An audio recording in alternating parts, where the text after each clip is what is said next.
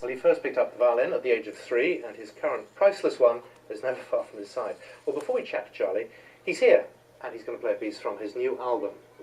Over to you.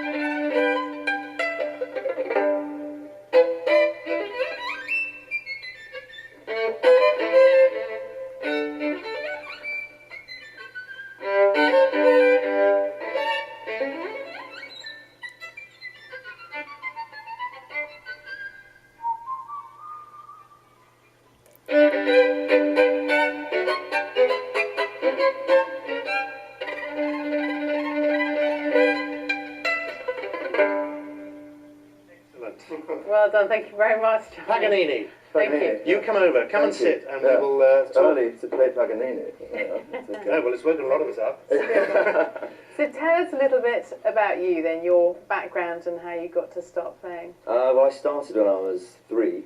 I first heard the violin when I was 3. I didn't really start properly, I suppose. And then that was the inspiration, and then I just, just kept on going. It's a very lonely instrument, isn't it? Because it normally needs an accompaniment. You've managed not only to play something like that, but you've got the symphony orchestra now playing with you. Things have moved on hugely for you. What do you put that down to? Well, I mean, it just goes in its sort of natural progression. It's just sort of one big adventure. I don't know. I mean, it's a lot of hard work, a lot of practice. How often do you practice every day? Every day, you've got to practice hours a day to sort of stay on top of the instrument in a sort of technical sense. So for those parents that are watching, think how, because they'll be thinking it's hard enough to get my child to even want to play for 10 minutes, let alone the number of hours that you have to play. What's the trick? I mean, did you have to be encouraged? Or was it something that you... Well, I mean, it's difficult when you're young. Support, obviously, but I mean, I think it has to come from within. I think you have to have, a motivation to do it yourself. But it also, you need people around you that obviously encourage it. What was your motivation? Well, I've just always had a sort of burning passion for the violin, oddly enough. I've always, enjoyed playing it. Now, we said this never left your side. It is priceless. Tell us a bit about the violin. Yeah, this is a very special violin. It was made in 1735 by Guarnerius del Gesù. It was played by the great Yehudi Menuhin, and it was owned by the Prince Wilhelm of Prussia in the 19th century, and it's one of the great violins. And is that what you use for the new album? This is right, absolutely. I played on this violin. And tell us about the album. Why did you pick the music that you have? Well, it's a very special album to me. I'm playing a piece written by a Norwegian ancestor of mine, Ole Bull, which is obviously very special to me. And then there's a piece that was chosen for me to play by Stephen Hawking when I was at Cambridge, the Wieniawski First Violin Concerto.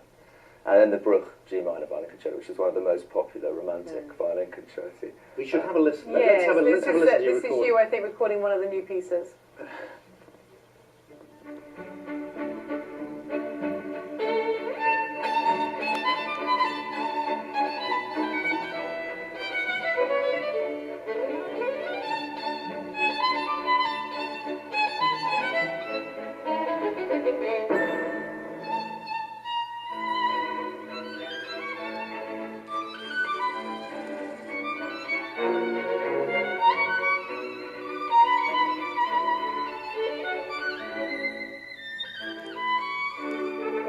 Now, a lot of people are going to say, hang on a minute, he's wearing nail varnish. There's a story about your little finger on your left hand. You changed the colour, is that right? Yeah, well, it's just a bit of fun, really. I mean, it's sort of a ritual that I go through when I'm going to play, and I paint my left pinky.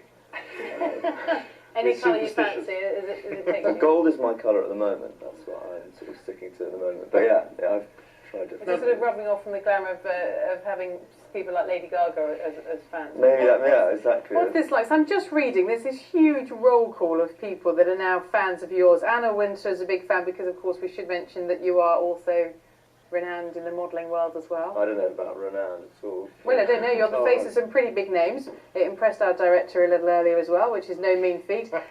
Photographed by Bryan Adams, Lady Gaga. I mean, do you get to come into contact with all of these people on a social level, or is it just that they'll say, well, we're fans of your music? Not really, yeah, no, I've just sort of come across them doing various sort of, performances and things like that, and no. That's you and Lady Gaga there, isn't it? That looks pretty social to me. That is, yeah, no, she was very friendly that evening. Very friendly, yeah.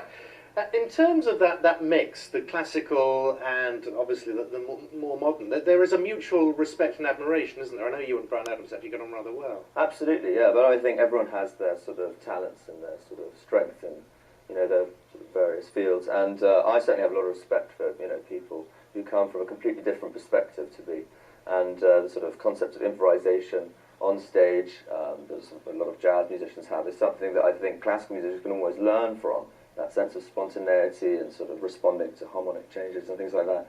So yeah, no, I've got a lot of respect for all kinds of musicians. You're certainly doing a lot to make classical music popular. Thank you very much for coming in. Thank Pleasure. you. Thank you for having me. Off on your travels. We wish you well, and it's good to see you. Charlie, thanks very much for coming. Thank you. You're watching Breakfast.